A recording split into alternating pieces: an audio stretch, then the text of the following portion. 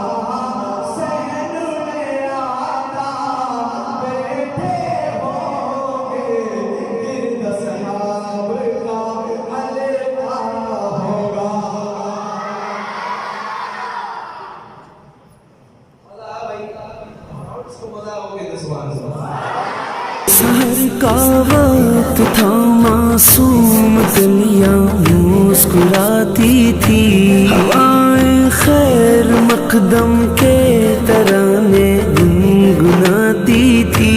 अभी जिब्रील भी उतरे ना थे काबे के मिंबर से, इतने में सदा आई ये अब्दुल्लाह के घर से। मुबारक हो मुबारक हो मुबारक हो मुबारक हो मुबारक हो शहे जिन्नो बशर तशरीफ।